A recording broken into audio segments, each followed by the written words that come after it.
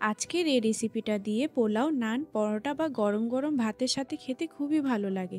তাহলে চলুন আজকের এই রেসিপিটা দেখে নেওয়া যাক।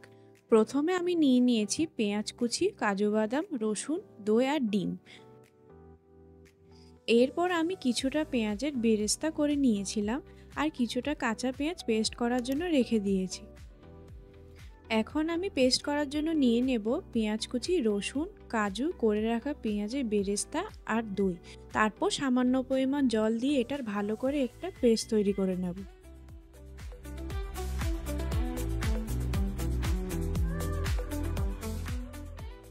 প্রথমে তেল নিয়ে নিচ্ছি, তারপর তেল গরম হয়ে আসলে ডিমটা হালকা ভেজে নেব। ভাজা হয়ে যাওয়ার পর ডিমগুলো তুলে এক সাইডে রেখে দেব।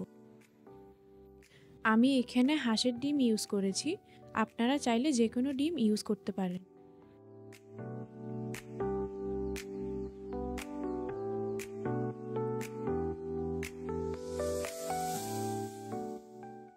এই তেলটার মধ্যেই আধা চামচ গোটা জিরে আর করে রাখা পেস্টগুলো দিয়ে ভালো করে নাড়িয়ে নেব।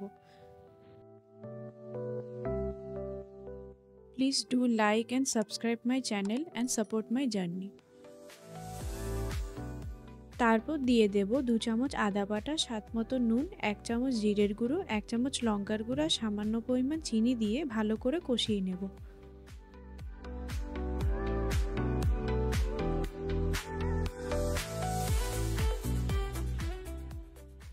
এরপর ভেজে রাখা ডিমগুলো দিয়ে দেব।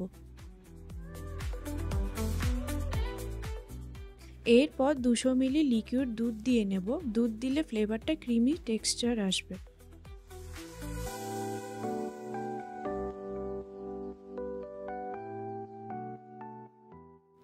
তারপর সামান্য পরিমাণ জল দিয়ে 10 মিনিটের জন্য ঢাকা দিয়ে রেখে দেব। ঢাকা উঠিয়ে নেওয়ার পর বাস খুবই সহজে হয়ে গেল আজকের রেসিপি ডিমের কোরমা। আমার কোনো যদি ভুল হয়ে থাকে তাহলে অবশ্যই কমেন্টে জানাবেন। Thanks for watching my video. ও হ্যাঁ, আবার বলছি সাবস্ক্রাইব করতে কিন্তু ভুলবেন না।